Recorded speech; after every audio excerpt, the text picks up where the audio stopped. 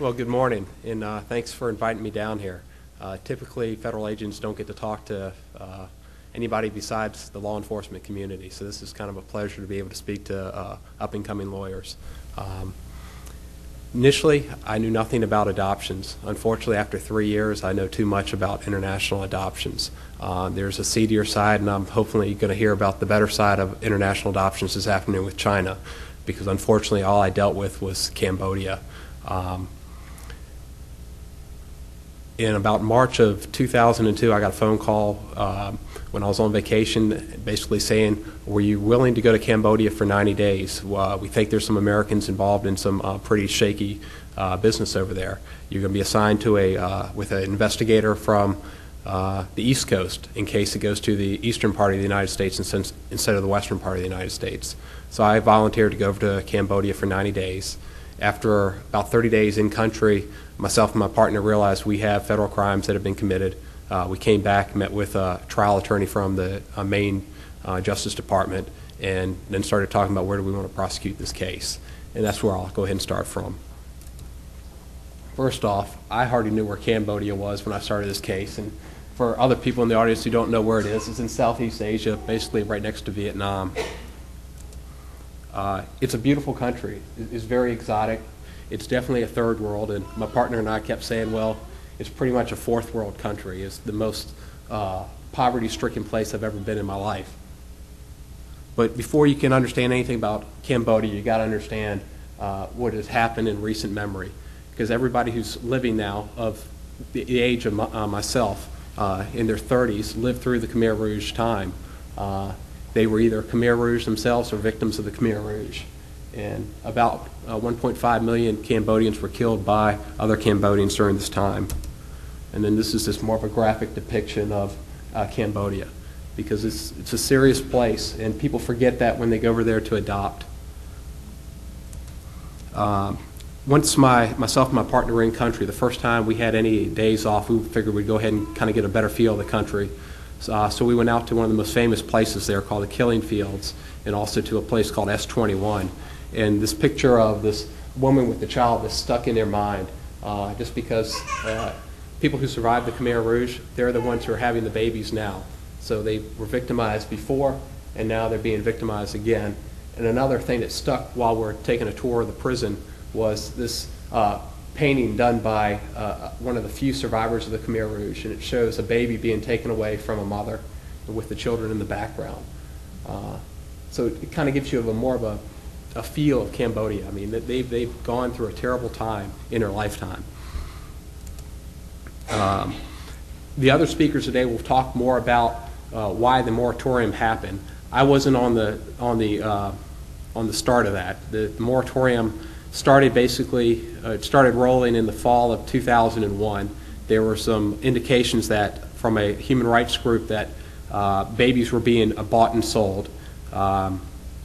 There was an incident involving this baby in the center, and that's basically the straw that broke the camel's back that caused the United States government to cause a moratorium in December of 2001. The first two people at the top of the screen, this is Saray Puth. This is a person that Trish Matthews was very familiar with. And then the person on the other side is Siva Sai. These were two Cambodian facilitators that were people believed were involved in buying of babies. The reason why I was sent to Cambodia with my partner, Special Agent DC, was we wanted to find out if any Americans were also involved in this. So at the beginning of the case, Miss Galindo on this side, who's now a convicted felon, and her sister, who's a convicted felon, had no part in this case. We were initially just sent to Cambodia to see if any Americans were involved in this wrongdoing also. Not knowing if they were or weren't, they just wanted to put two investigators on the ground to speak back to Washington.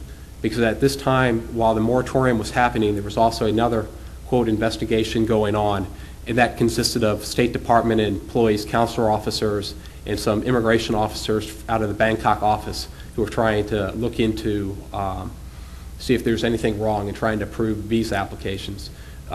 They're not trained criminal investigators. That's why the criminal side of INS wanted to send two agents to Cambodia to see if there was, in fact, any criminal involvement. So you'll hear kind of today, Trish will hit on it, that, you know, in the criminal case, we put people in prison, but on the other side of the case, there was a huge number of adoptions approved. and they want to know how that happened. Well, it was two separate things going on, two separate investigations. And all I'm going to talk about today is the criminal side of the case. First off, this little baby is really the face of the moratorium. What had happened is this child had been sold. A baby buyer bought this child. The mother wanted the child back. The mother didn't get the child back. She was told that it would be going to an orphanage and that the child, she could have him back at any time and he'd have a better life. Well, after there was a raid on two stash houses, the mother approached a human rights group and said, "Hey, I lost my child, can you find it?" And the human rights group went looking for this child, and unfortunately they couldn't find it. So they passed the picture, which we have right here, around to all the Western embassies in Phnom Penh to find out if in fact anybody had this child. And unfortunately, the United States Embassy had a visa application for this child, totally separate identity and background, what we call baby laundering. So once the director of INS, Mr. Ziegler, found out about this, he said enough is enough, no more kids are coming out of Cambodia. We're not going to put up with this. I keep getting asked whenever I talk about the cases, why didn't you charge her with human trafficking? She couldn't be charged with human trafficking. Human trafficking only deals with sex or forced labor. You can get away with buying babies around the world as a United States citizen. It's not a crime. And most people don't understand that, and Mrs. Galindo didn't even understand that during her 2020 interview when she said, "I wasn't charged with baby buying." Well, if the law had existed, we would have charged her with baby buying. So we had to be more, creative, go after her in different ways on how we were going to charge her.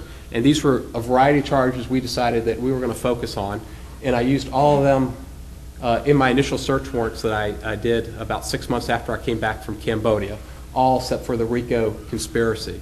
That was the hammer that actually helped cause the pleas in the end, because we gave them a dog and pony show to each one of their lawyers when they came in and said, "This is what we have on you, and this is what's going to happen, and we're going to charge you with a RICO." And with a RICO charge, you're looking at 5 to 7 years, and if you don't have the money, we're going to take money from everybody else who's involved in this conspiracy. So they saw the light, and we started plea negotiations, because at that time they would have been looked at over 100 false adoptions. By taking a plea, they were able to plead just to under 24 adoptions, and because of that, they were only looking at about an 18 months sentence, 18 to 24-month sentence. Miss Devon, the lady on the bottom, she realized real quickly that she didn't want to be a part of this, so she decided, I will be a government witness, and she actually got a reduction in her sentence because she turned coat on her sister and became a government witness, filled us in on exactly what was going on in the conspiracy, and if it had gone to trial, sister against sister would have testified. So that was kind of a plus. You don't usually see that on the federal side of a family member willing to testify in such a serious case about another family member. In the end, we did discharge them with conspiracy, and the conspiracy dealt with money laundering and with visa fraud. Before I can even talk about Cambodia, I got to give you a baseline of what a real orphanage looks like. And thankfully, when we were in Cambodia, we actually found one real orphanage, just like out of Kansas or somewhere else in the United States. Problem is, no kids are adopted from here. There's only 3 babies and about 100 children in there up into their teenage years. And the missionary who runs this place wants nothing to do with adoptions because of the child buying there. But we actually got to find a real place, and I just want to show you what a real orphanage looks like in Cambodia, and it costs very, very little to run. So things could have been very nice. I mean, this is a beautiful place here. This nice clean rooms for the older kids. One of the first red flags that my partner and I hit on when we were in Cambodia, because we started reading everything we could about the various facilitators and how they operated in Cambodia. Well, Ms. Galindo came to the top because on her pamphlets it was talking about parents had to carry $3,500 in crisp $100 bills into the country. As a federal agent, I don't even want to carry $50 in that country. It's a crazy place to be with robbers and just the amount of crime. But she was telling these Americans, you have to bring in this type of money. And then she was giving them receipts so that they could file their tax returns and get a write-off on their taxes. She was very good about that. but they were also calling it a required voluntary donation. That's a misnomer right there. So that was kind of a red flag. And again, this, we think, or when I first came into this investigation, you think of orphans and you think, oh God, this is great, so much humanitarian work involved. It's a business, and people forget it. It is a major business with a lot of money to be made.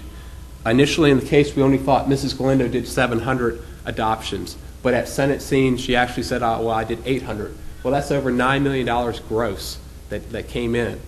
And what we concentrated on, myself and my partner, was the money that was hand-carried into Cambodia for the betterment of the children. That was, as you saw in the last thing, orphanage donations.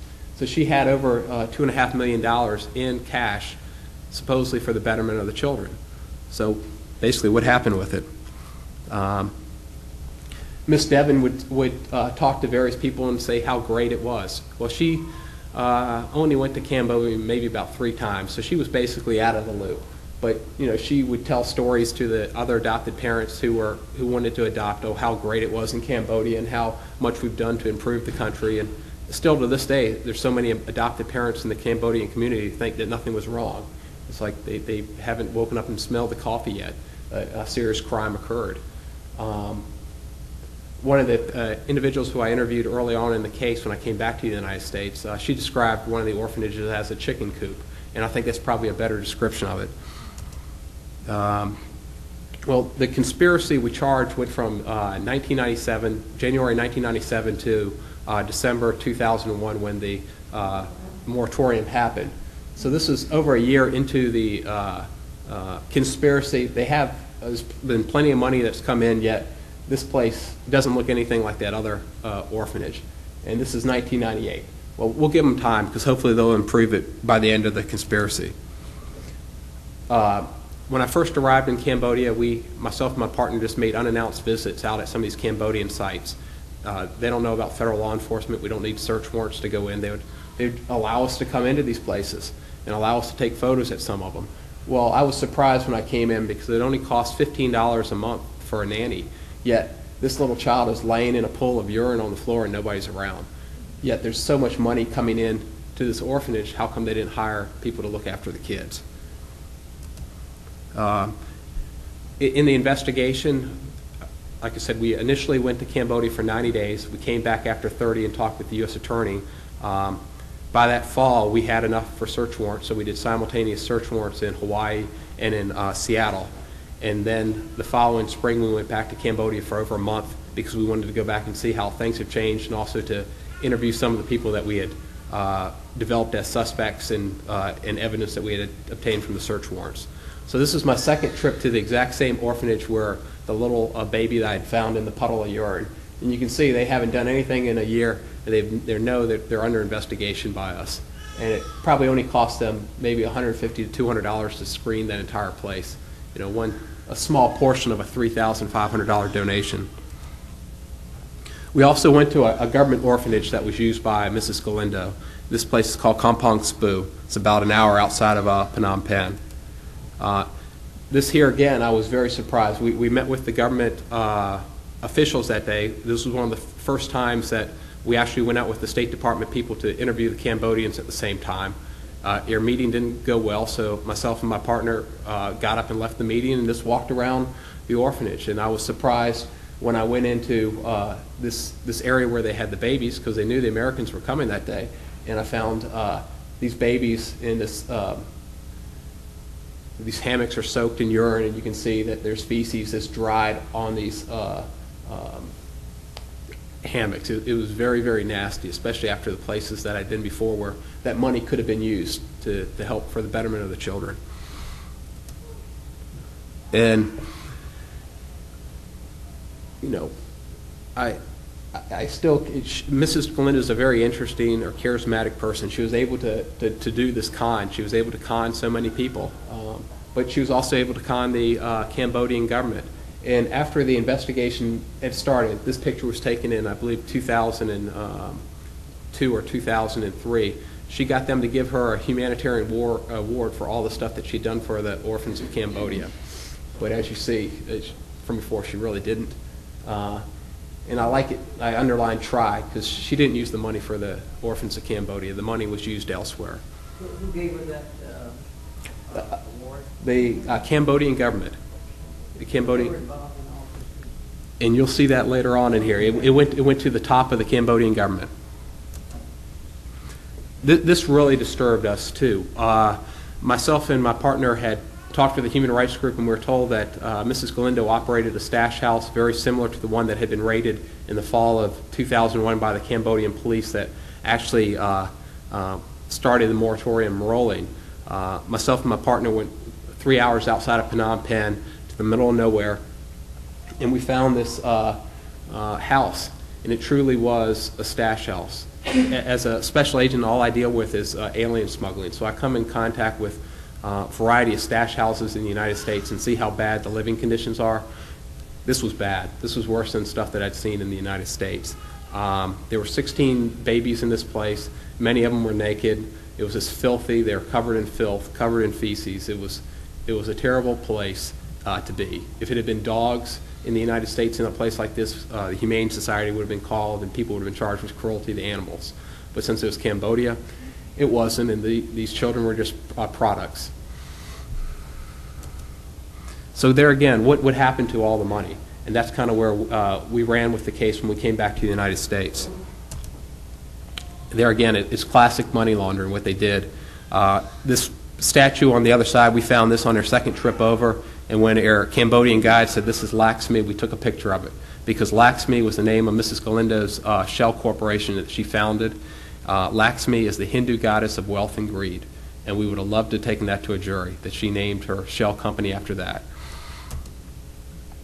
There again, with money laundering, it's great to have overseas bank accounts because U.S. subpoenas don't work on overseas bank accounts. So one of the first places they set up was at Cambodian Commercial Bank in January 2000, or January of 1997. This posted note receipt was found during the search warrant of Mrs. Devon's residence, and in there you see $80,000 as gifts. Well, what Mrs. Galindo was doing was she would give $10,000 to each one of her nieces and nephews, which were 4 people, her 4 sons and daughters, for Mrs. Devon. She gave $10,000 to Mrs. Devon and her husband, and $10,000 to their mother and their father. So it was $80,000. So she did that in 1997 and 1998, and then she still didn't have enough money for her dream house in Hawaii, so she gave an extra $100,000 as gifts until her tax preparer for Miss Devon saw the $100,000 and said, whoa, we can't give over $10,000 apiece to a person within 1 year. At the bottom, you see $17,000 carried by L and A in March. Well, L is Lynn and A is the first letter of Mrs. Devon's husband. Coincidentally, 5 orphanage donations is $17,500. Well, when she came back through U.S. Customs at that time, she declared $17,540. Later, when we interviewed her, she admitted that it was all in crisp $100 bills. So she's basically hand-carrying cash out of the country that's supposedly for the orphans, which is going to eventually be for Mrs. Galindo's dream house. So as typical criminals, because like I said, my partner and I are criminal investigators. We come from a background dealing with drug dealers and other criminals. You always use money laundering. You set up false companies because you want to hide your ill-gotten gains. Well, they did this. When it came time to buy the house, the real estate agent said, okay, you want to put it in K4? Show me that K4 even exists. So they had a mad rush. They had to get a corporate attorney to make up this company very quickly so that they could send this information back to the real estate company in Hawaii.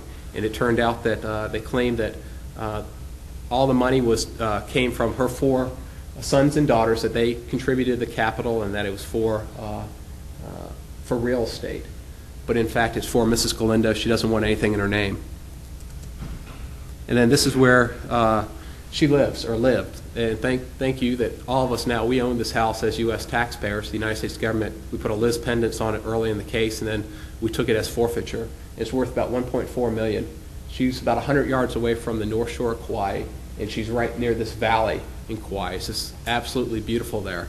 And it's sickening, because after seeing where the children were from in Cambodia too, coming back and seeing where she lived, it was a wake-up call.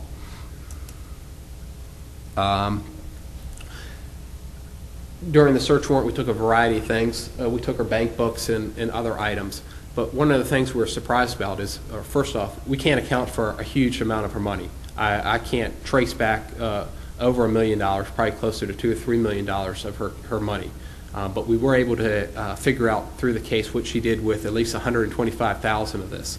And what she did bulk cash smuggling. There again, I'm scared to carry $50 as an investigator in Cambodia, yet this frail woman, very cunning, put over $125,000 in cash into a briefcase and carried it out of Cambodia into Singapore and opened 2 separate bank accounts. And this is just the visa stamp on her passport when we seized it. We could find that she was in there at the time, and then we were able to eventually find that these bank accounts that she opened. There again, that last slide was July of 1998. And now this is August of 1998 where she gives her sister signature authority to those 2 accounts. This is in the same time frame. This is a little over a week later, because part of the case we charged her with structuring. And structuring is a very common thing with drug cases. Drug dealers don't want the U.S. government to know that they have a lot of cash, so they structure funds, put in money under $10,000 into a bank account at a time, and there's no currency transaction report filed. Well, Ms. Galindo did this also. So this was after she'd come back to Hawaii from Indonesia, and she started putting money into her bank on the 6th and the 7th. But these deposits on the 7th were at 3 separate banks, and they were done by different people. She didn't do all the deposits herself. That same day, or when she was actually bringing the money into the bank, she told the teller, because the teller was surprised, "Oh, I'm a teacher in Cambodia. It's not unusual for people to carry hundreds of dollars in cash in briefcases." So even the teller was surprised by this woman. That same day, she wanted to take out cash in cashier's checks, and she asked, "How can I do it without a currency transaction report being filed?" And the teller told her, "Well, you have to do it under $10,000." So she did. She took out $25,000 from one bank and went to another bank and got another cashier's check for $5,000. Why not get one cashier's check for $30,000? Then it turns out in the end she wanted to use this money for a pearl investment in Indonesia, because after leaving Singapore she went to Indonesia and thought it'd be a good investment in pearls. And here again, this is Lakshmi, the Hindu goddess of wealth. This is the actual, they use a company out of Singapore that all they do is create these bogus companies, and they manage these bogus companies for you. And she decided that she wanted to incorporate it instead of Delaware, like people do here in the United States when they have a U.S. company that they don't want much track on. She did it in Samoa, not American Samoa, but Samoa. That way American government wouldn't be able to get any banking information. There again, you can see their names at the bottom of the page. And this was done about a month after the craziness with the structuring and the buying of the pearls and the taking the money out of Cambodia. So these were smart women. They knew exactly what they were doing. There again, this is one of the cash. When the adopted parents would come into Cambodia, a lot of times it would be 10 or 20 of them at a time. They'd call it a travel group. Well, on this day, Ms. Galindo walked into the bank with over $75,000 in cash, and that was moved immediately to Lakshmi. And where do you come up with $75,000 in cash if you're in Cambodia? Well, I don't know if it's orphanage donations, but that seems to me to be the place where it came from. She had a nice car. She bought or she didn't buy a car. Lakshmi bought a car for $76,000, paid for in cash or with a wire transfer. But there again, I said this is classic money laundering, because what she was doing, she was actually making car payments back to Lakshmi, or she was making lease payments back. Well, that's another way that she can get dirty money and turn it into clean money, when in fact it's going back to herself, because she is Lakshmi. She did the same thing with the house that she lived in. She paid rental payments back to her nieces and nephews. Even though it was really her house, it was just in these 4 children who were under the age of 18 at the time.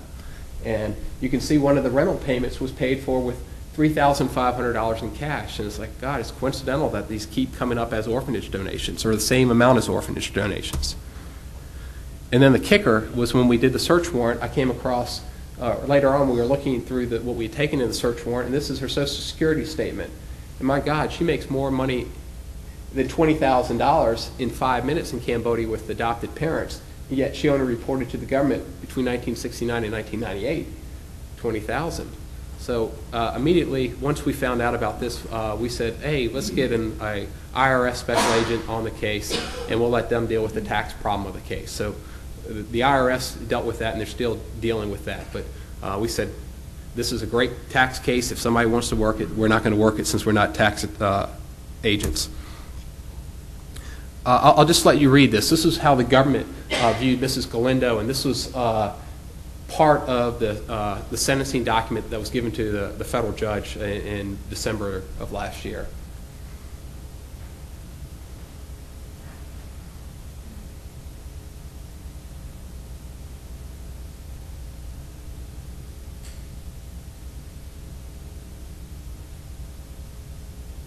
And if you can't read it in the back, it's Galindo was motivated primarily by greed, not altruism, as she claims. And if you watch the 2020 show, she still appears as if she was just into it for humanitarian reasons. And to answer the question from the gentleman up front about political corruption, this was another thing that really kicked us, myself and my partner in this case, once we started seeing what was going on. The Cambodian government says there are no fees for adoption. Yet the adoption agencies that were using Cambodia were claiming that there were government fees, and they were actually advertising it in their brochures. So that was one of the reasons why we were attempting, or we were possibly going to use wire fraud or mail fraud charges, because they were using the U.S. mail in furtherance of their criminal activity, or using telephones or fax machines to let this fraud scheme occur. But there's Sarkang, that's basically saying no fees. Galindo, on the other hand, she was interviewed many times by different newspapers around the world, and in this article, this article came out after the criminal case had started, and she knew that we were looking at her. She admits in it that it's okay to give these guys tips. It's fine because these guys can't live with their salaries. I'm really happy to share the wealth. Well, thank you, Ms. Galindo, for telling us that you pay bribes. Well, it's okay, and I'll talk more about the Foreign Corrupt Practices Act. It is okay to pay small-scale bribes to people. The United States government allows you to do that. It's called grease payments. You can't pay payments, though, for a person to misuse their position of trust, and that's what we're going after. That's why the Foreign Corrupt Practices Act makes it illegal. There again, this isn't a small-time person who she's sharing tips with, but she says, I'm really happy to share the wealth. Well, this gentleman right here is the president of the Communist Party in Cambodia, Mr. Chia Sim. And I don't think what she's handing it to him right now is a prom invitation. It appears to me to be a thick envelope. So like your question before, sir, it went to the top of the government. That gentleman before was the president of the Cambodian Senate also, in addition to being president of the Cambodian Communist Party. This is the person who we focused on early on in the case after we did the search warrant, and we found out about Mr. Lucky. And that's what they call him. His true name is Visna. Visna was on Mrs. Galindo's organization payroll since 1996, because in 1996, Mrs. Galindo was declared or branded a child trafficker by the Cambodian government. That's what she's told people later. I was branded as a child trafficker. Well, Visna, being a good person, a good Cambodian public servant, he immediately notified Mrs. Galindo that she had been branded a child trafficker, and he in fact sent a fax from the Cambodian Secretary of State's office to Mrs. Galindo's operation in Cambodia at the time saying, guess what, you've just been branded a trafficker. And then at the bottom of the page he wrote, please don't send anything back to this fax number, I'm still at the Cambodian Secretary of State's office. So, you know, he had to have been being paid good to take a risk like that. When we did the search warrant, we found all sorts of posted notes and evidence that concerning the bribes. And to this day, as a criminal investigator, I want to tell criminals, buy shredders. Shred your incriminating evidence. Don't be stupid and keep this stuff. But this is received $150 for Rath, and Rath is the name of a child. All children in Cambodia, their last name is Rath. It means ward of the state.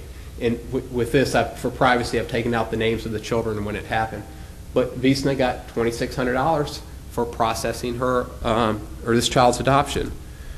This another receipt from Visna. But by doing with these receipts, that meant that cash was being transferred by hand. And they learned soon on, let's don't do it by hand. There's an easier way to do it. So Mrs. Galindo, this was another Post-it note we took from her place. She gave Visna $100 so that he could open up a bank account at the Cambodian Commercial Bank so that they could just transfer money within the bank and not have to walk around downtown Phnom Penh with a whole bunch of cash in their pocket. Made life a lot easier.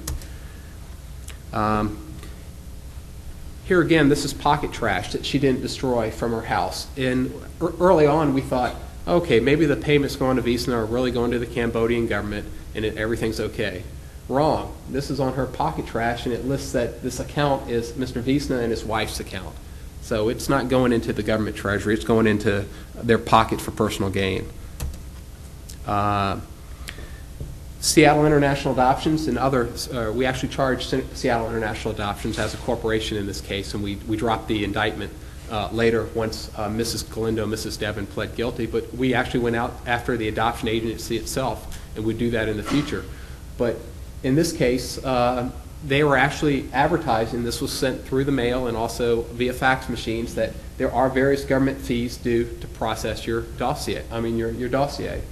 And I'll show you in bigger what it shows. It basically says, hey, send your money to me, Lauren Galindo, and you need to send it to Heng Visna.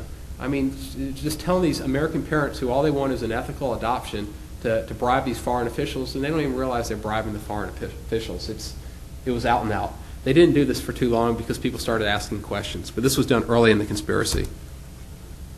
This is this one page that we took from an expense account book that we found in Mrs. Galindo's residence.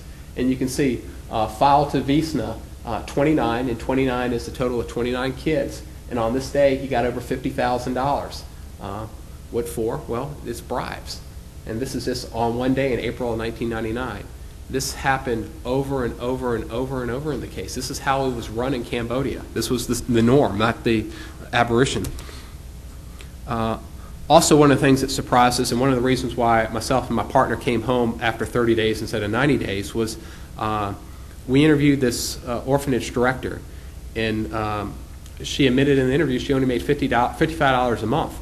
And for some reason, she showed us the bank book, because she had told us that Mrs. Galindo had actually deposited $3,005 in cash into her account like 3 days before the interview, because she knew that my partner and I were going to come interview her. So, you can assume that she wanted Ms. Oakley to maybe not tell us certain things. Well, she didn't. Ms. Oakley told us, and she showed us a bank book, and she showed us that she opened her bank account earlier that year with a $10,000 deposit.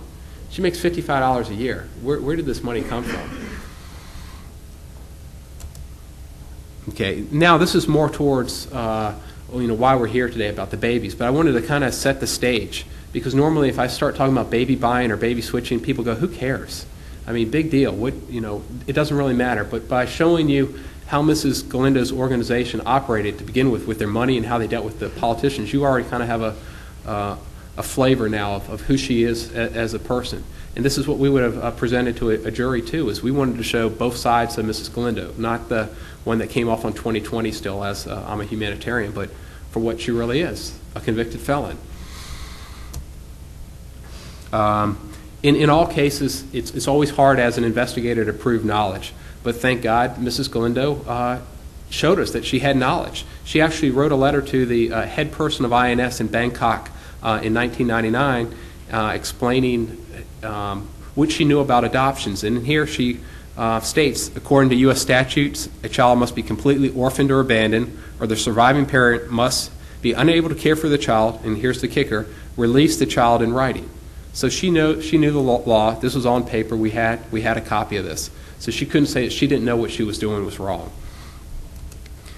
Her sister was the same thing. She actually wrote a letter that we took during the search warrant to a Cambodian official in 1999 that basically said, hey, if we're not going to do anything like this, because if we did anything wrong like this, the United States government would come after us and put us in jail. And we'd lose, we'd lose their adoption license. Hey, we're humanitarians. This is a great business that we're in. So she also knew the law. So it made it easier if we were going to have to take this to trial. Here's the sick part, because I'll start talking about the actual baby buying process. Each year, an adopted parent is supposed to send back pictures of their child from the United States to show that they weren't used to take organs out, or that they're not being used as slave labor or nannies here in the United States. They have to send back photos to Cambodia to show the Cambodian government that they're in loving houses with loving parents and everything is fine. Well, these pictures are supposed to go to the Cambodian ministry. Well, this is what we call a recruiting poster. This was found at a village way outside of Phnom Penh, and it's a recruiting poster. It's basically showing the other people in the village, hey, this is what can happen to your child. They can have a better life. And what we call people like this is a helper. A helper would go out, find people in their local village, be a local contract person, and tell them that, hey, we can send your child to the United States. Once they had located some potential people from their village, they'd contact a baby buyer in Phnom Penh, and the baby buyers were orphanage directors and drivers for Mrs. Galindo's organization, and they would come out and get the kids. But this is at the very low level of a baby buying structure, the recruitment poster. There again, on 2020, Mrs. Galindo claims that she told the United States government about these helpers and she reported it. That's nonsense. There's no evidence that she ever came and told anybody at the U.S. Embassy about it. We researched all of her dealings with the U.S. Embassy. Right here, this would have been used for the jury too, to show that she knew about these people in the villages who we called helpers, or freelance locators. It says freelance locators who are in the countryside bring kids in. Okay, those are the people we just saw. And here's the other kicker about the Pasteur. Nobody wants a child with AIDS or hepatitis. It's a worthless product, so it's not to be brought into the United States. So before a child would be even purchased from their birth family, they had to be tested, because, like I said, they don't want a worthless product. They want something for their money. They want $11,000 to $12,000. So here she's directing her drivers to make sure that the birth parents, it says parents go with child. This is early on in the case. So she's telling them at the time that birth parents need to go with the child when the first AIDS test is taken. That just shows knowledge. And I guess when you first hear about Cambodian women selling children, you're like, my God, how could they do it? You got to look at it through their eyes too. It's not it's not a black and white issue. It's very gray. And these people are from a third world country, and they're presented with the scenario that I'm going to give you now. I'm a baby recruiter, and I come up to you and show you the pictures of how so-and-so is doing in Cleveland right now. And I tell you, your child can have a life like this. They can have a better life. The U.S. citizen, the parents, U.S. parents who adopt your child will stay in contact with you for the rest of your life. They will send you maybe $100 a year. Well, when you make $250 a year as a standard income in Cambodia, that's a good chunk of change to be coming into your pocket. So that sounds good. And you're not really giving up your child, because we'll send you photographs and letters. The Americans will stay in contact with you. And when your child becomes an adult, guess what? You can come to the United States as an immigrant, and you can spend the rest of your life in the land of milk and honey. And they believe that, but that's false. Once a child comes in as an orphan, there's no immigration benefits that can be granted to the birth parents. So these parents still to this day think that they're coming to the United States 10, 15 years from now, and it's never going to happen. And then at the very end they say, oh, by the way, we'll give you $20 or $50 now. We see you have other children here, and they're doing very bad. This $50 will help you put you back on the feet. And by the way, here's a 50-pound bag or 50-kilo bag of rice. Your family will be doing good now. So they're able to tempt these women, and these women and men are thinking that they're giving their child a better life because of this. While we were brought to Cambodia, it wasn't because of this method. It was the other method that wasn't used very often, but it was would cause 2 federal agents to go to Cambodia, which is basically kidnapping. They were telling not so much Mrs. Galindo's organization, but others, and we were afraid this was happening too. we'll take care of your orphan. Your child, it doesn't look very good here. We'll take them to a loving orphanage in Phnom Penh, and they will do much better, and they can go to school and play with other children. And you can come see them anytime you want, and you can have them back anytime you want, especially once you get back on your feet. Then these birth parents would go to Phnom Penh to pick up their child, and lo and behold, the child's gone. It's in either Europe or the United States. It was adopted out, basically kidnapping. You can't do this too many times without people complaining to a human rights group. So that wasn't the main method. It was this method right here, how the children were given up for adoption. I'll start running through slides real quickly because I know that we're getting close to the end and I want to hit some stuff before I know you got to get to your next class. Feel free, though, to leave at any time if you need to get to your next class. We watched while we're there a baby actually being tried to be sold. This was at the Good Orphanage. We went down there. We were told by the missionary, you're not going to believe this. There's a lady who wants to sell her kid. We came down and watched it happen. And it was just like before. She wanted $50 because she claimed she had just found the child by the beach and she had been taking care of it for 2 weeks. And now she wanted it to go to the United States, but she also wanted $50. Needless to say, she didn't get $50. And more likely the child was taken down to the road to the stash house, and this child could be in the United States right now. That's the sad thing, because the moratorium was still going on, but there are 400 parents who are expecting kids. So unfortunately, this child might be here now. There was a thing concerning nurse care. And on 2020, Mrs. Galindo said, oh, nurse care means nanny. Well, this is actually one of the bottom of a page concerning when you gave up your child. This was typically not done. This was, I think, out of all the cases we looked at, there was only 2 or 3 where they actually filled out paperwork. And on the bottom where the signature is located, it says nurse care. This is the translation. Well, nurse care is birth mother. It means parents. Same person who filled this out was I'm losing it now. Mr. Pohl. Mr. Pohl was the individual who did the translations. He was also the one who paid people when they bought kids. So it's needless to say it wasn't surprising that he wrote nurse care. There again, I'm going to start to go sort of fast now because I know we're running out of time. This is the smoking gun, as the U.S. Attorney would call it in the case concerning the receipts that we found at Mrs. Galindo's house. You see up at the top, $200 for nurse care. On our second trip to Cambodia, we actually went back and found the actual baby buyers who wrote these documents, and they explained it exactly to us. They were given $200 by the Galindo organization to buy kids. They would pocket most of it and only give $20 to $50 to the parents, and they would also use some of the money to buy the rice. But mostly it was extra money in their pocket. You see on there $50 for a helper. The helper is the person with the recruitment poster. And there at the bottom, I don't think Mrs. Galindo can explain it either, $8, lunch for, this is the name of the driver, plus nurse care. Well, it's lunch and the birth mother. So they bought them lunch right before they finally took their kid. There again, I don't mean to be cruel, but I'm calling these children products because that's how this organization viewed them. And this is what happens with a product that is of no use. This child was positive for AIDS, so it was returned to its birth mother, but the driver was out $100 because it took him 2 days to go out to this village to get the child. He had to pay for a blood test. It's a worthless product. He wants to be paid back. He turns in this receipt to Mr. Pohl. Mr. Pohl pays him, and then this receipt winds up at Mrs. Galindo's residence, and we find it during the search warrant. Like I said, I'm just going to go through some of these fast now. Another thing we're calling baby laundering was on the paperwork that was going to the adoption agency, like Seattle International Adoption. It would show that the child came from Battambang or one of these outlying provinces. But on the visa paperwork, it all showed Phnom Penh. They were erasing their identities. Even though we know they came from these far-off provinces, all the paperwork was saying that they were born and everything to do with them concerned Phnom Penh. This is just 5 of the 800 children, but it kind of gives you an example. Mr. Pohl, he created all these false documents. All the documents that were used by the Galindo organization were bogus. They were created at this compound in Cambodia. All the paperwork that's in the alien files of these children is not worth the paper it's written on.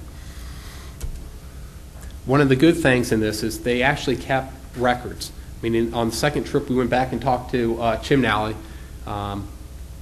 We knew that she had kept some of the books on the children because these birth families think that they're going to still have contact with the U.S. parents. So they actually write down all the information. This is one sample page from the journal, and it has the true history of the child, who his brothers and sisters are, where he came from or she came from, everything that was known about the child at the time. This information wasn't passed on to the U.S. Embassy, and as Ms. Goff, one of the adopted parents, said in 2020, with a similar book, she had to pay $500 at the orphanage to get it translated so that she would know this information.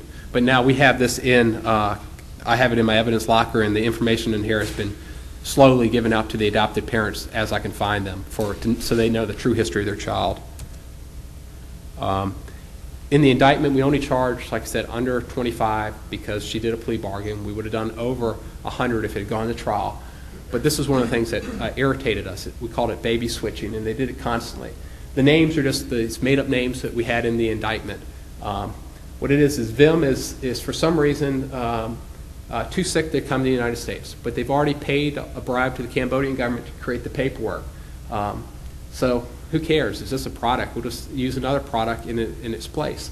So they use Thea. Thea comes in as Vim, takes over Vim's identity, and immigrates to the United States as Vim. Who cares? It's just an identity. Who cares where you're from or who your parents are or anything like that? It doesn't really matter. I mean, I'm just talking as if I'm the organization. Well, Vim gets better. Vim still now becomes a worthwhile product again. Oh, let's sell it. It's worth $10,000 to $12,000. So Vim comes into the United States also under his own identity. Problem, we have two children who now have immigrated to the United States using the exact same information, everything down to the same. They're not twins. They were just simply substituted. And this is, I'm not going to go through each one of these, but this was typical of what happened. We kept finding these baby switches. Sometimes that in the bottom it was because a child had died and they switched it. The most famous one is their middle one where Henga was too sick to come in. They switch her with Vol. Vol comes in as Henga. Next, Vol's paperwork was created, but there's no Vol, so Chan comes in as Vol. Then Henga, or Hen, gets better. She comes in on her own. It's a mess. These kids can't, I mean, even if they try to find their identity in Cambodia, you're already dealing with a puzzle. And in the case, I only looked at 140 alien files, even though Ms. Glinda said she did 800. We didn't know that at the time. It was just a random sample. Well, 18 of the files listed Klin Klein. They never did any adoptions out of Klin Klein. So all the paperwork from Klin Klein is basically bogus. And then with the Klin Klein, the baby switches, 6 of them were from Klin Klein. So we think that Klin Klein was used for, paperwork for the baby switches. And they were also smart because, like I said, Vim comes in under one. I mean, Vim's here and then Vim's over here. Well, Vim goes to adoption agency number 1, like SIA clients, and then the second Vim goes to a different adoption agency, and they always did it that way. Vim never went. The second child never went to the same adoption agency. That way, they kept it apart. There again, adoption agencies in the United States knew what was going on. This is in 2000. And this is a person in charge of the adoption agency said their biggest fear is if INS gets involved and they accuse you of bringing children in illegally, the ramifications for adoption from Cambodia are serious indeed from any country. It would reflect badly on everyone. Your work is too important to happen. So adoption agencies knew about this child switching but didn't bother to tell the U.S. government or the or the State Department. I've run out of time. I think this afternoon, if anybody's interested, I could do the rest thing, so I don't want to take up anybody else's time.